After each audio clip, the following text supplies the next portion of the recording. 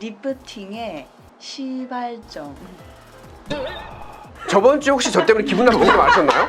그러니까 옛날 저 어렸을 때부터 주제 파악을 하라고 되게 많이 했기 때문에. 근데 사실 리프팅은 역사가 그렇게 긴 수술들이나 발전이 오래된 수술은 아니에요. 1920년대 정도가 이제 시작으로 볼 수 있어요.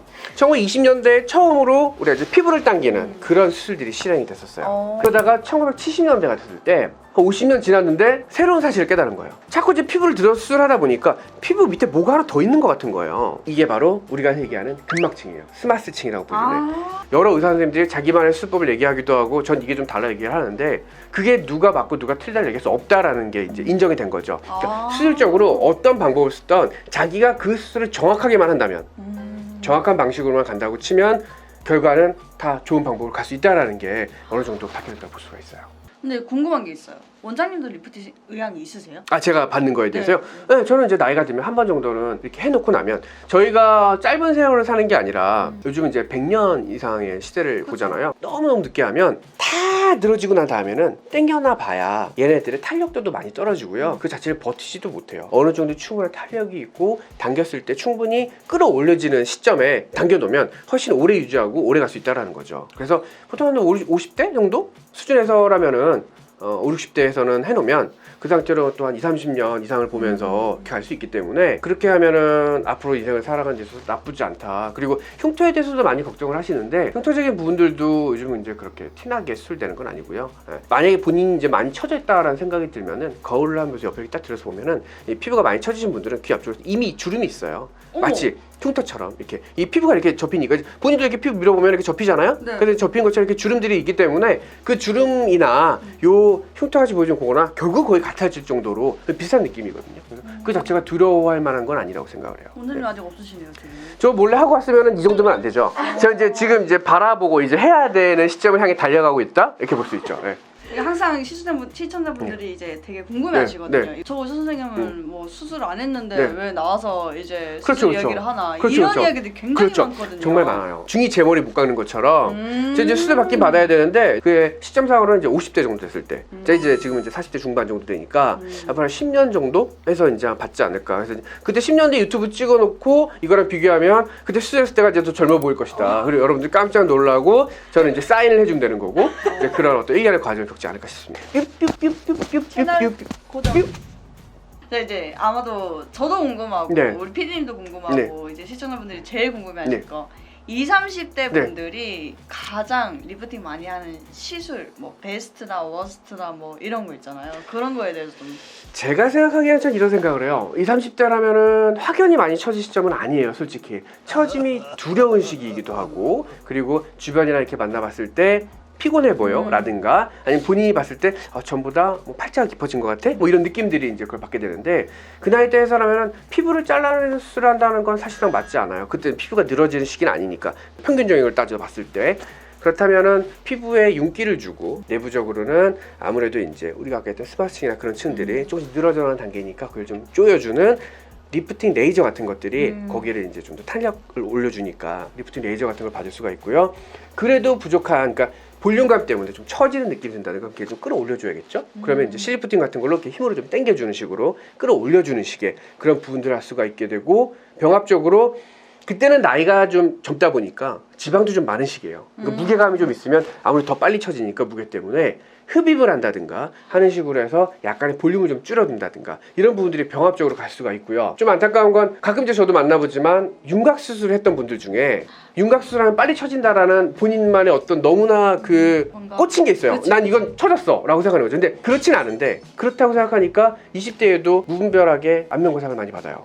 받으러 오기도 하고. 근데 저 같은 경우에는 이제 봐서 이건 지금 할 때가 아니다 싶으면은 하지 말라고 얘기를 하거든요. 20대에서 우리가 앞으로 10년, 20년 살고 말 건 아니잖아요. 그러니까 그 당시에 그거를 하는 게 더 이득이 있는지 없는지를 따져야 되는데 안면 윤곽을 했기 때문에 나는 처졌어 라고 생각을 해서 무분별하게 그렇게 수술해버리면 나중에 뭐 40대, 50대가 됐을 때 또 한참 후회하게 된다는 거죠. 예, 그래서 그걸 정확하게 해야 되고 또 하나는 그 미니 리프팅 같은 것도 많이들 시행을 하세요. 실 리프팅에서 좀 효과를 보지 못했다든가 실도 반복적으로 여러 번 듣다 보면 실 자체가 내부 쪽을 흔히 얘기해서 콜라겐을 만든다고 얘기하는데 녹으면서 콜라겐을 많이 만든다는 얘기는 역으로 얘기하면 흉터를 많이 시킨 거예요. 그래서 실리프팅도 처음 받았을 때가 부드럽게 탄력적으로 많이 올라가고요. 여러 번 들어가다 보면 여기가 이제 흉터화되면서 그러니까 좀 딱딱해요. 그럼 좀 덜 올라가겠죠.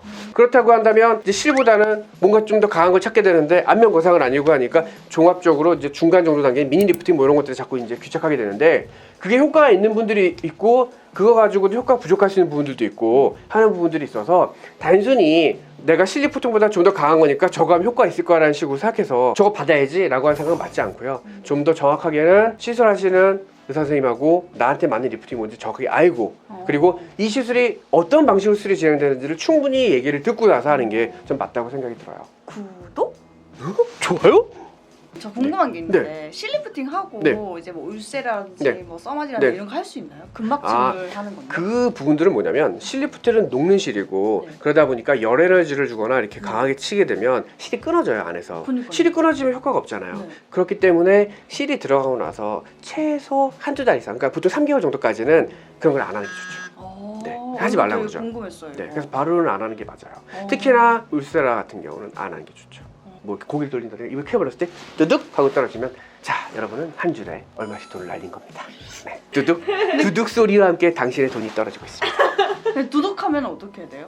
두둑하는 게 실이 끊어져서 그럴 수도 있고요. 네. 실이 요즘은 다 코그실이라고 해서 그 바늘, 그러니까 이렇게 된 돌기들에 네. 살이 걸려서 끌어올리고 있는데 이게 잡아 당기니까 그 살부분이 좀 떨어지면서 이렇게 한 거여서 끌어올라갔던 부분이 다시 좀 내려온다 이렇게 볼 수 있죠. 뭐 이게 문제는 없는 거예요? 문제가 되는 건 없어요. 녹는 실들이고 뭐 그 안에서 실이 끊어진 것 아니면 뭐 약간 좀 떨어진 것 그 자체가 문제가 되는 건 아니에요. 네. 거울을 봤을 때 전부 다 뭔가 좀 확 쳐진 것 같아 싶으면 이제 그 실이 기능이 좀 떨어졌다. 그래서 다시 실을 넣거나 그래 볼 수는 있지만 그런 게 아니에요. 외관적 소리는 나고 뭐 하겠죠. 외관적 봤을 때 별 그게 없으면 크게 걱정 안 하셔도 되세요. 네. 네. 소리 두둑 소리는 어느 정도 나나요? 본인이 알아요. 본인은 느껴요. 그게 느껴져요. 네. 안 해보셨군요. 네. 그래요. 1990년대 아직 살고 계십니다. 아직 젊음을 유지하시기죠. 아이 진짜. 좋습니다. 네. 저 이제 준비한 질문은 다 네. 이야기 다 네. 했는데 네. 마무리하면 네. 될 것 같아요. 뭐 마무리가 있나요? 마무리할 게 있나요? 뭐 네, 저희 뭐 구독 좋아요 눌러주세요. 오늘 원장님과 두 번째 시간으로 즐거웠네요. 이제 리프팅에 관해서 이제 과거와 현재 그리고 뭐 추천하시는 이제 리프팅에 네, 그렇죠. 대해서 여러분들이 이야기를 한번 네, 그런 해봤는데 저희 다음 시간에 또 어떤 주제를 이야기할지 저 너무 기대가 돼요.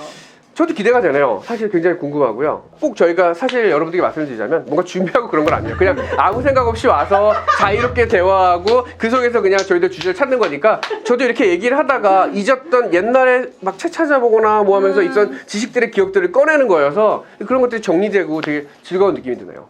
좋습니다. 네. 자, 이제 저희는 또 다음 다음 시간에 뵙도록 뵙겠습니다. 하겠습니다. 네, 저는 지금까지 뷰티비 MC 가희였고요.